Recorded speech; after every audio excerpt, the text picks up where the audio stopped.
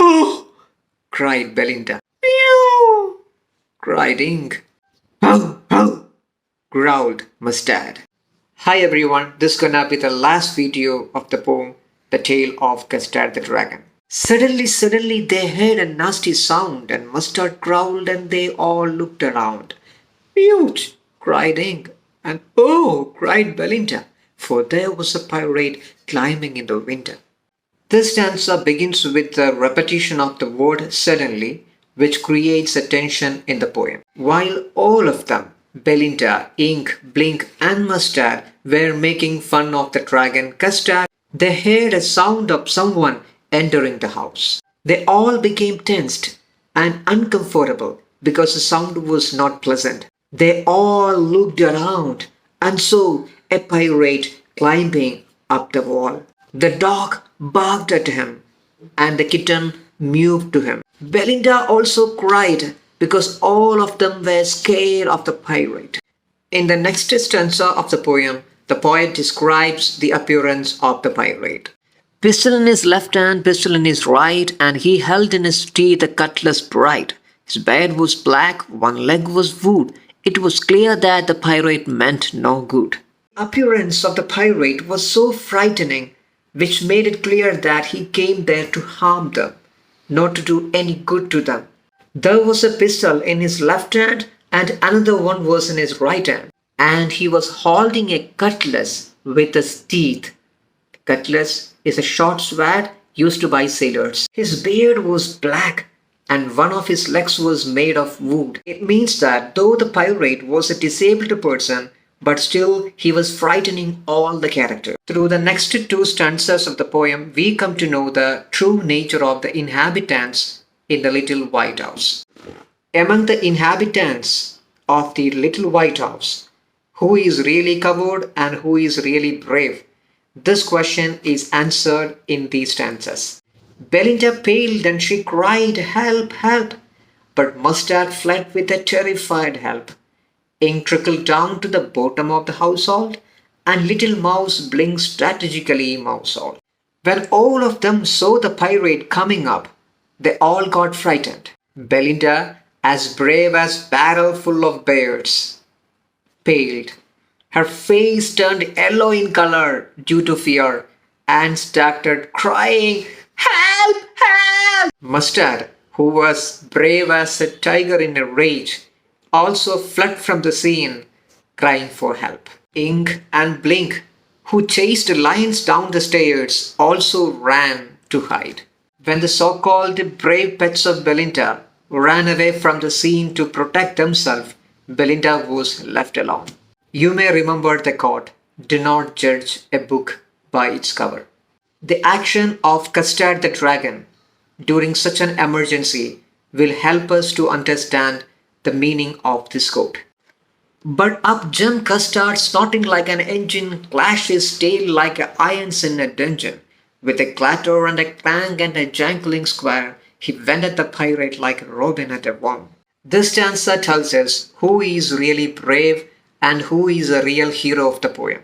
Custard the Dragon, who is portrayed as a coward creature from the beginning, who is always asking for a nice safe cage, now turns to be the savior of all of them. He jumped up to face the pirate and made such a strong sound with his nose, as if the engine was producing a sound. Not only this, but also he hit his tail on the ground with the great force, that it produced heavy sound of metal being rubbed against each other in the underground prisons, that is dungeon. Here the poet compares the tail of the dragon to the iron chains of a prison cell. And at last he attacked the pirate just like the robin bird attacks the worms. The poet says that in front of the dragon, the pirate seems to be a worm. The pirate got so shocked by the dragon's reaction that he opened his mouth wide with shock. The pirate gaped at Belinda's dragon and gulped some growth from his pocket flagon. He fired 2 bullets, but they didn't hit, and Custard gobbled him every bit. The pirate never ever expected that Belinda had a dragon as her pet. The appearance of the dragon was enough to frighten the pirate. When the pirate saw the dragon jumping up, clashing his tail, and snorting. He lost his confidence and courage. He thought that drinking some alcohol would give him strength. So he took a bottle of alcohol from his pocket and drank it. After consuming the alcohol, he became intoxicated and he had a feeling that he was able to attack the dragon. So he fired 2 bullets on the dragon, but they missed it. The bullets had nothing to do with the dragon. So the dragon came forward, opened his mouth, and ate the pirate. Every bit of him. When the pirate was dead, everyone came forward to Custard to show their love for him. Belinda hugged the dragon, Mustard licked the dragon. Ink and Blink were running around the dragon in happiness. No one was sad for the death of the pirate because they were all happy. When they were thanking and showing their love towards the dragon, suddenly they started thinking how the things were earlier. But presently up spoke little dog Mustard. I would have been twice as brave if I hadn't been flustered. And up spoke Ink and up spoke Blink. We would have been 3 times as brave, we think. And Custard said, I quite agree that everybody is braver than me. They changed their minds in fraction of seconds and started thinking how they were making fun of this dragon earlier. The people who were making fun of him are now praising him. How could it be possible? They couldn't accept the reality. The reality was they were all covered, but Custard was the only brave one in the little White House. You know what? When we are not ready to accept the reality, when we are not ready to accept our faults and mistake, we would normally come up with a lot of excuses and justifications. And so the case with the other pets of Belinda. They all came forward explaining what all went wrong with them. The dog said that he was slightly confused about the situation. Otherwise, he would have been twice brave as Custard. Both Ink and Blink said the same, that they would have been 3 times braver than Custard. But you know, these creatures were brave in their dreams, not in their deeds. Upon hearing this, the dragon agreed fully that they were all more powerful and braver than him. Like the dragon, we all know that courage or bravery is not something to be proved through the words, but through the deeds. There is nothing more insulting than proving ourselves in front of people who are much inferior to us.